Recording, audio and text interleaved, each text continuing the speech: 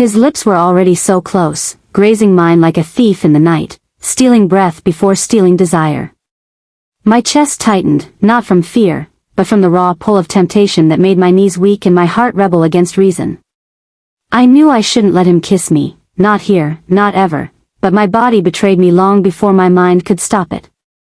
"Do you want this?" he whispered, his hand trailing my arm, igniting my skin like fire meeting gasoline. I should have said no. I should have walked away. But instead, my voice cracked, trembling between restraint and surrender. "Yes, but I can't." That was the truth. I had a husband at home, a family who believed in me, a life that demanded loyalty. But here, standing in the dim glow of his apartment, with his touch already unwrapping the woman I had buried under years of routine, I didn't feel like someone's wife. I felt like a starving soul, and he was the forbidden feast laid before me. Before I could think, his lips pressed to mine, deep, hungry, merciless. A taste that wasn't just passion but poison. Sweet and burning, it left its mark instantly, a scar I knew I would carry long after the night faded. "Don't stop," I heard myself beg, the words tumbling out like confessions I could never take back. And maybe that's where it all started.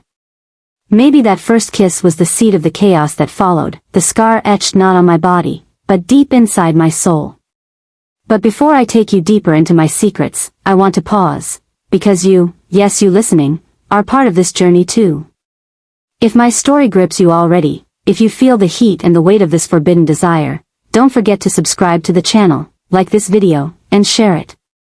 My confessions aren't just mine anymore, they belong to those who dare to hear them.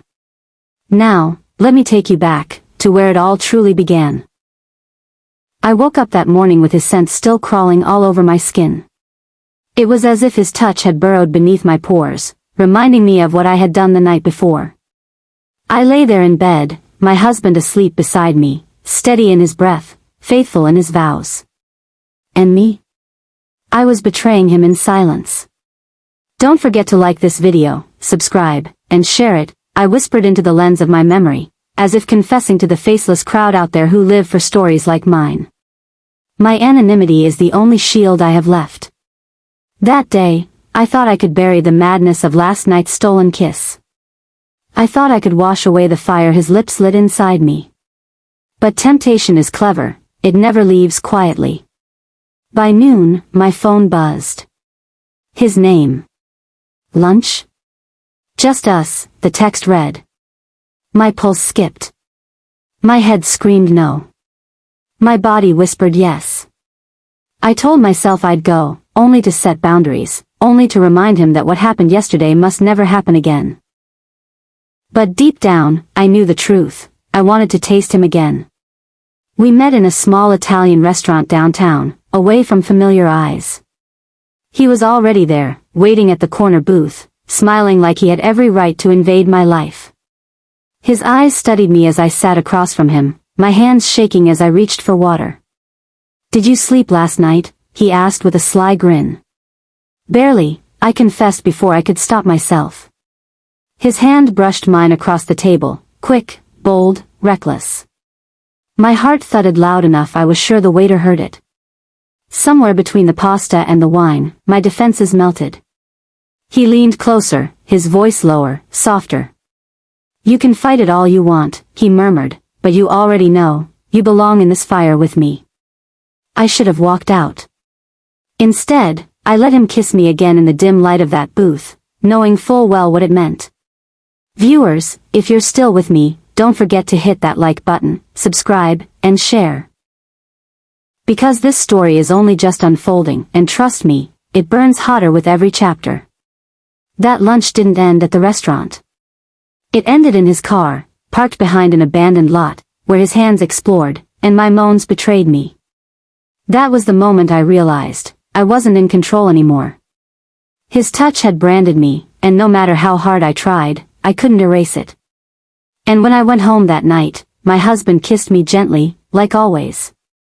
I smiled back, but my soul was trembling, scarred by the weight of what I was becoming. His touch had already left an imprint on me, like fire branded against my skin. Every time his fingers brushed me, I remembered it.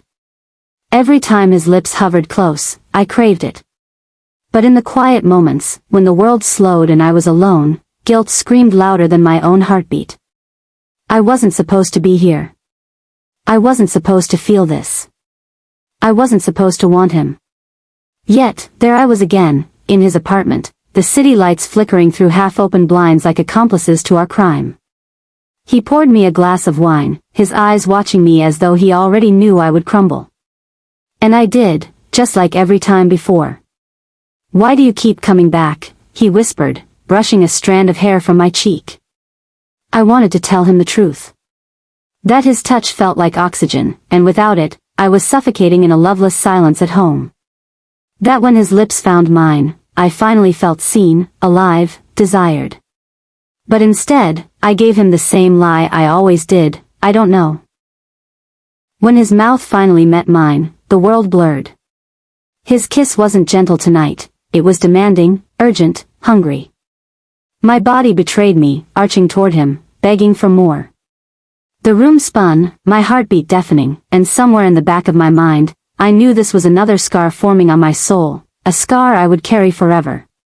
Halfway through, his hands explored, his voice low against my ear, and I forgot everything else.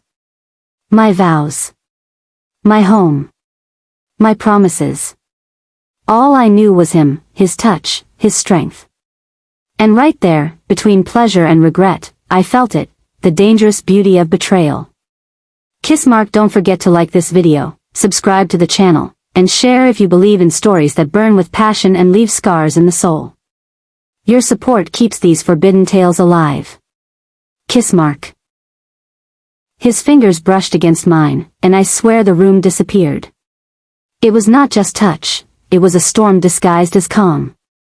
Every time his hand lingered, it was like my skin opened old doors I thought I had locked forever. "Don't pull away," he whispered, his voice dripping low, like velvet against my bones. And I didn't. I couldn't. My body had betrayed me long before my words did. That night, every kiss of his mouth etched deeper into me than I could ever erase. His lips traveled like fireflies across my body, igniting places that had been starved, places that craved more than love, they craved danger. My soul warned me. My heart begged me to stop. But my flesh betrayed me. Before I take you deeper into this madness, pause for me. Rose, if you're watching, if you're listening, don't forget to like this video, share it, and subscribe to the channel, because stories like mine, they're confessions most people will never admit out loud. Back to him. Back to me. His touch wasn't gentle that night, it was possessive. The kind of touch that left bruises, not just on skin, but on memory. And I let him. Every time his hands gripped tighter, every time his body pressed closer, I felt a scar being carved inside me, one I knew my husband would never see. That scar wasn't just guilt. It was hunger. It was shame. It was the proof that no matter how much I told myself I could stop, the truth was written on my trembling skin, I belonged to the danger of his touch. His touch still lingers on my skin, even in the silence of my nights. Sometimes it feels like fire, other times like frost. That's the paradox of what he gave me, pleasure wrapped in betrayal, intimacy soaked in lies. I had convinced myself I could keep it hidden. That what burned between us would never spill into the light. That I could remain the good wife, the dependable woman, while secretly chasing the taste of his hands, his lips, his body that once pressed so urgently into mine. But passion has a way of leaving scars, even when no one else can see them. I remember that last night with him. The way his touch wasn't just physical anymore, it had started to carve into my soul. Every kiss felt like it demanded a truth I wasn't ready to give. Every moan felt like a confession, one that I'd never dared to speak aloud. And yet, I surrendered. Over and over again, I surrendered. Now, I look back, and I wonder, was it worth it? The aching? The guilt? The scar that even time hasn't healed? But maybe this is the real story of infidelity, not just stolen moments, but the ghosts they leave behind. If you've been with me on this journey, if my secret whispers have stirred something inside you, don't forget, hit that subscribe button, like this video, and share it with someone who understands how dangerous and intoxicating desire can be. Because I've learned one truth that I can't escape. His touch was my heaven. But the scar it left is my hell.